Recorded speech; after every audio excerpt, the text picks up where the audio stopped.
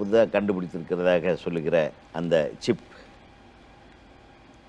அது மிக நல்ல விஷயம். அதை இண்டிஜீனியஸ் சிப் என்று சொல்கிறார்கள். அந்த சிப் என்பது என்ன? அதை வைத்து என்ன செய்ய முடியும்? என்ன சாமானை நம்ம இன்னைக்கு தொட்டாலும் அதில் ஒரு எலக்ட்ரானிக்ஸ் காம்பனன்ட் இருக்குது. அந்த எலக்ட்ரானிக்ஸ் காம்பனண்ட்டை ஒழுங்காக வேலை செய்ய வைக்கிறதுக்கு அதுக்குள்ளே ஒரு மூளை வேணும். அந்த மூளை தான் அந்த ப்ராசஸர்னு சொல்கிறோம்.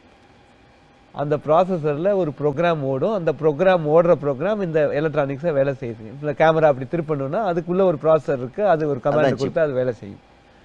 அந்த ப்ராசஸர் நம்ம இப்போ வெளிநாட்டிலேருந்து இம்போர்ட் பண்ணி இப்போ பண்ணிகிட்ருக்கோம். இப்போ இந்த மொபைல் ஃபோன் வச்சுக்கோங்க ஒரு எக்ஸாம்பிள். அதுக்குள்ளே ப்ராசஸர் இருக்குது. அதுதான் மூளை. அதுதான் மூளை.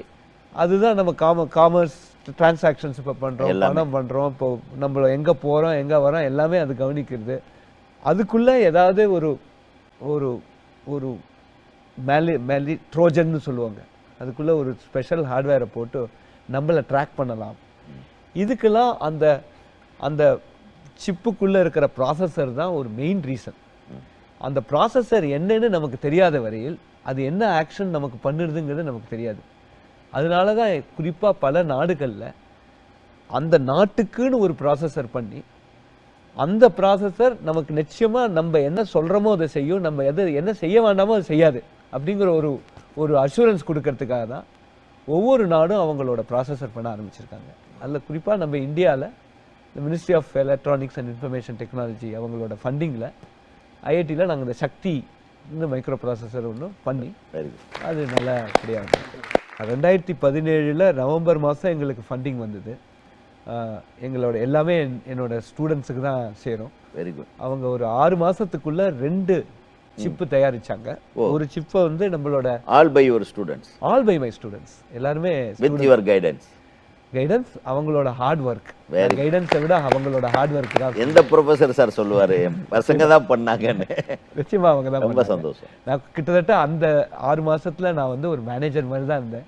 பசங்க அவங்களே ஒரு மோட்டிவேட் ஆகி பண்ணாங்க. அந்த ஒன்று வந்து நம்மளோட சண்டிகர்ல ஒரு சிப் மேனுஃபேக்சரிங் ஃபெசிலிட்டி இருக்கு. அதுலேயே பண்ணிடும். அதாவது அந்த டிசைன் எல்லாமே வெளிநாட்டுக்கே போகாத, கடலே தாண்டாத அந்த சிப் ஒன்று பண்ணுவோம். அது வந்து 180 நானோமீட்டர்னு ஒரு டெக்னாலஜி. அது ஒரு 20 வருஷம் ஓல்டு. ஆனால் இன்னைக்கும் அது ரெலவெண்ட் டெக்னாலஜி. உலக அளவில் நம்ம சிப் எப்படி இருக்குன்னு பார்க்கறதுக்காக இன்டெல் ஓரிகன்ல 22 நானோமீட்டர், அது மாதிரி 1/9 டைம் காம்ப்ளெக்ஸ் அட்வான்ஸ் டெக்னாலஜி அதுலேயும் பண்ணினோம். 2 சிப்புமே முதல் இதுலேயே வேலை செஞ்சது. குறிப்பாக ஒரு 1.5 நாளுக்குள்ளே அந்த சிப்பை பூட் பண்ணோம்.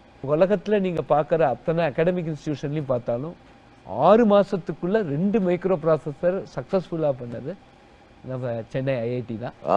அதில் இந்த கிரெடிட் ஃபுல்லாக என்னோட ஸ்டூடெண்ட்ஸுக்கு தான் சேரும். இப்போ அந்த சிப்பை தான் நம்ம இப்போ வெளிநாடுகள்லேருந்து வர வைக்கிற ஐஃபோனில் யூஸ் பண்ணணும்.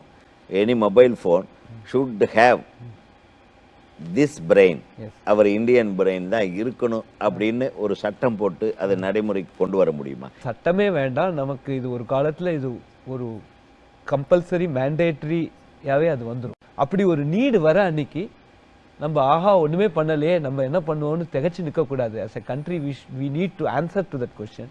எஸ். கூடிய வரையில் இன்னும் ஒரு 2-3